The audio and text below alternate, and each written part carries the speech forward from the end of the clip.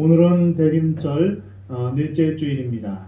마태복음 1장과 2장에서 마태는 예수의 말로 다윗과 아브라함의 자손이며 성령으로 동정녀에게서 태어나신 진정한 하나님의 아들이다. 그리고 동방박사를 통해서 예수님이 온 인을 위해 경배와 찬양을 받으시게 합당하신 약속의 메시아이다. 예수 그리스도가 바로 온 인을 위해 참된 왕이시다라고 소개하고 있습니다.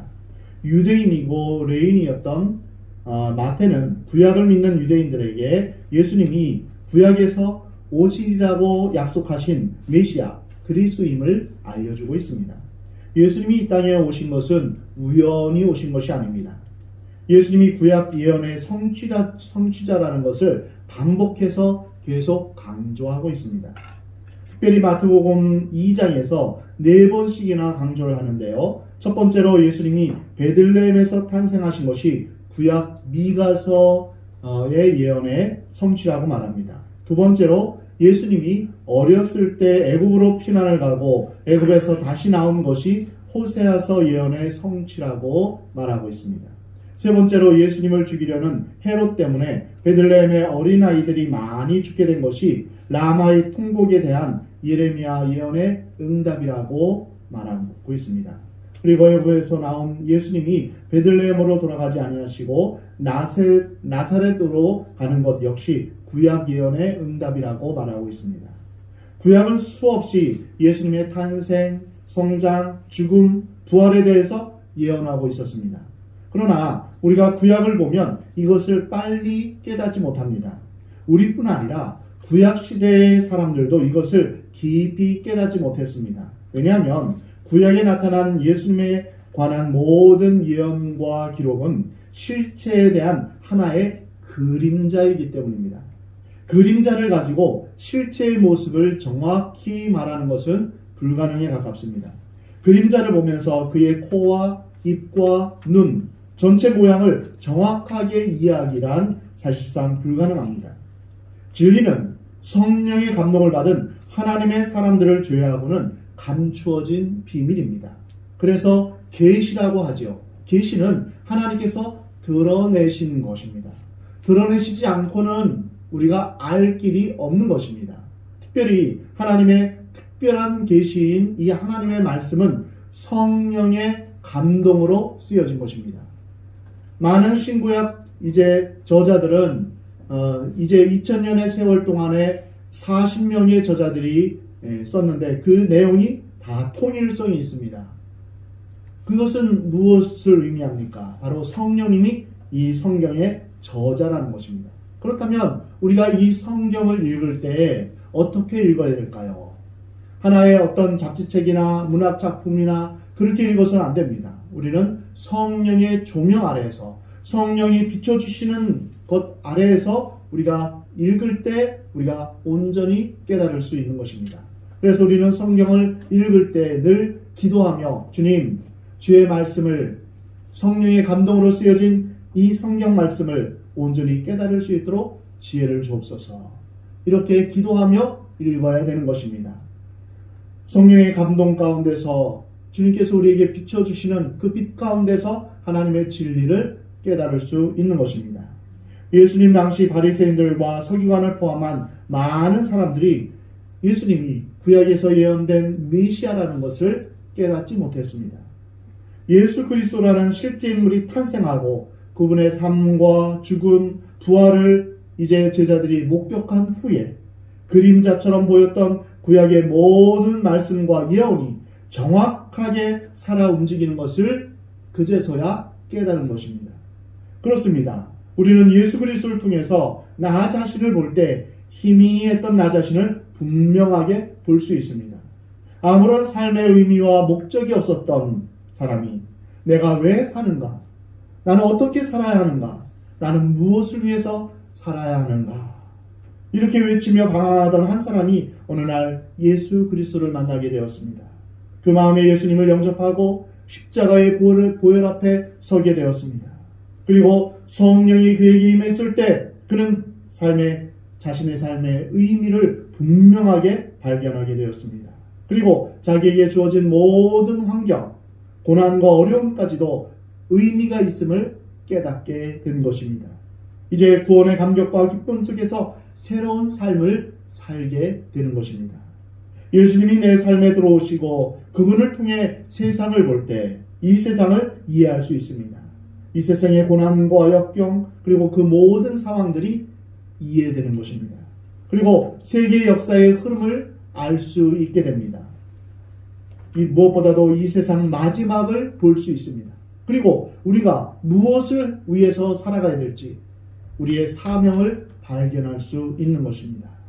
오늘 사는 내가 무엇을 하며 어떻게 살아야 하는지 정확히 이해하며 이 세상을 승리하며 살아가는 비결, 그것은 바로 예수 그리스도이십니다. 고린도후서 5장 17절 말씀입니다. 그런즉 누구든지 그리스도 안에 있으면 새로운 피조물이라 이전 것은 지나갔으니 보라 새 것이 되었도다. 모든 사건을 예수 그리스도를 통해서 관찰하시기 바랍니다. 예수님이라면 어떻게 하셨을까? 이것을 늘 염두하면서 보시기 바랍니다. 그러면 희미하던 그림자들이 분명하게 살아나고 무의미하던 인생이 가치 있는 인생으로 변화됩니다. 무능한 사람들이 능력을 받게 되는 것입니다. 진정 우리의 삶에 놀라운 기적이 일어나는 것입니다. 구약을 어떻게 보아야 할까요? 예수 그리스도를 통해서 보아야 합니다. 구약을 어떻게 이해해야 할까요? 신약을 통해서 구약을 이해해야 합니다. 우리가 올 한 해 출애굽기를 같이 보면서 십계명과 성막을 같이 묵상했습니다. 십계명과 성막을 신약과 함께 예수 그리스도의 관점에서 보는 것이 바로 이러한 맥락입니다. 구약은 단순히 이스라엘 한 민족, 한 나라의 이야기가 아니라 나와 관계가 있는 인류에게 주시는 소망의 약속에 관한 것입니다. 하나님의 사랑 이야기가 여기에 담겨져 있는 것입니다. 오늘 본문 말씀 13절에서 15절 말씀은 예수님께서 애굽으로 피신하시는 사건입니다. 이것은 호세아 11장 1절 말씀의 응답으로 보았습니다. 13절을 보면 동방 박사들이 떠난 후에 하나님의 사자가 요셉에게 꿈을 통해 나타나서 헤롯이 아기를 찾아 죽이려 하니 일어나 아기와 그의 어머니를 데리고 애굽으로 피하여 내가 내게 이르기까지 거기 있으라. 이렇게 말합니다. 우리는 여기서 아주 중요한 몇 가지 영적 교훈을 얻게 됩니다. 먼저는 하나님께서 예수 그리스도를 보호하고 계시며 또한 하나님의 자녀를 보호하고 계신다는 것입니다. 위기와 절망에서 보호해 주시고 선한 길로 인도하시는 그 하나님의 손길을 우리는 보게 됩니다. 하나님의 백성을 하나님께서 보호해 주신다는 이 놀라운 사실. 마귀가 그렇게 예수님을 죽이려고 했지만 때가 되지 않으면 예수님에게 손댈 수 없는 사실을 우리가 발견하게 되는 것입니다. 하나님은 하나님의 자녀인 우리를 보호하시고 지켜주시고 인도하십니다. 아멘. 위기를 미리 막아주십니다. 아멘. 우리에게 작은 위기가 있는 것은 큰 위기를 막기 위해서입니다. 아멘. 우리에게 작은 고통을 허락하시는 것은 큰 고통을 예방하기 위해서 하나님께서 허락하신 것입니다. 두 번째로 애굽으로 피난가는 사건을 통해서 하나님은 필요하실 때 꿈으로도 역사하시며 천사를 통해서도 급한 위기를 벗어나게 하신다는 것을 알 수 있습니다. 우리는 하나님이 하시는 일을 인간적인 생각으로 제한할 때가 많이 있습니다. 이성적으로 합리적으로 이해되지 않으면 우리가 믿지 못하는 경향이 있습니다.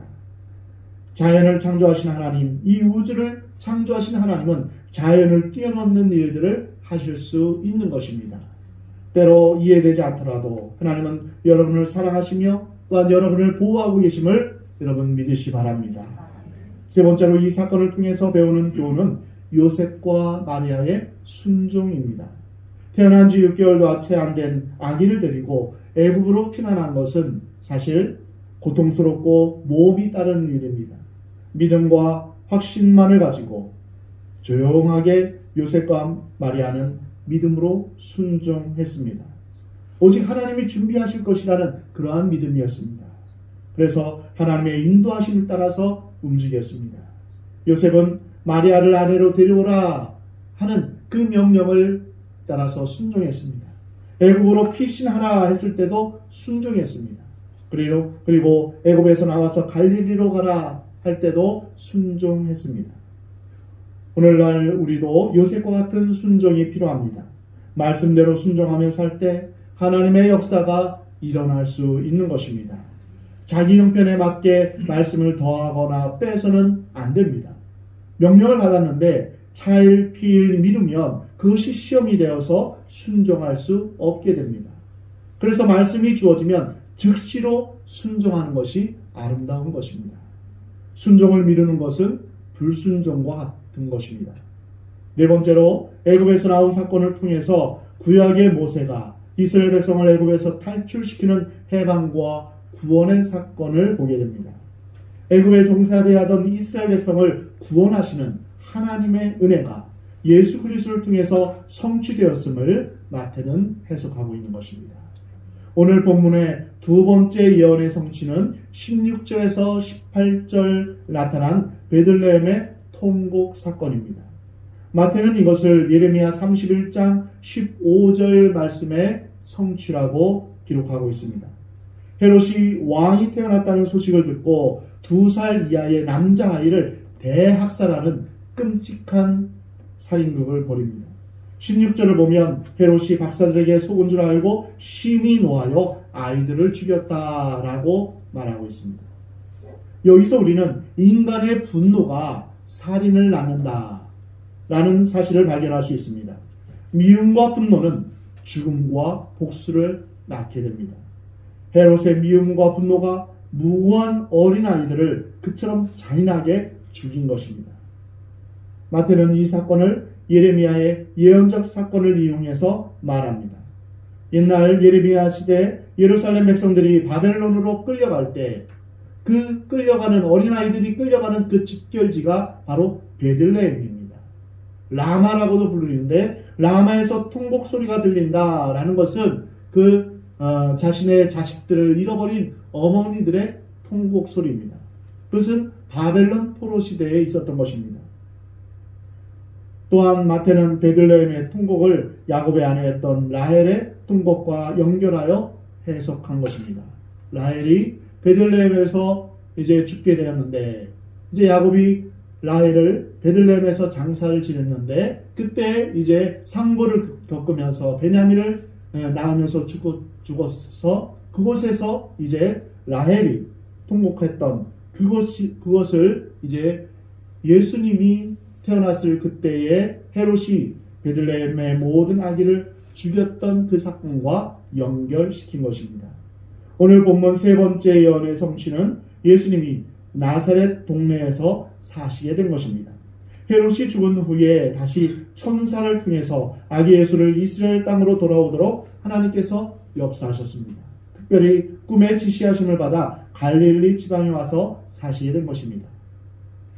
22절에 보면 아켈라오라는 왕이 나오는데 그는 아주 잔인한 왕이었습니다. 그는 아버지 헤롯의 영향을 받아서 헤롯도 잔인한 왕으로 자식도 죽였고 부인도 장모도 죽였던 그런 헤롯이었는데 죽을 때는 어쩔 수 없이 남은 자녀들에게 땅을 분배할 수밖에 없었습니다. 그가 땅을 세 아들에게 나누어 주었는데 유대와 그 주변은 아켈라오에게, 갈릴리는 안티파스에게, 이두레와 루사니아 지방은 빌립에게 주었습니다. 그런데 이 셋 중에 가장 악독한 왕이 바로 아켈라오입니다. 그는 왕이 되자 유대 사람들을 3,000명이나 학살을 했습니다. 그야말로 아버지 못지않은 잔인한 왕이었습니다.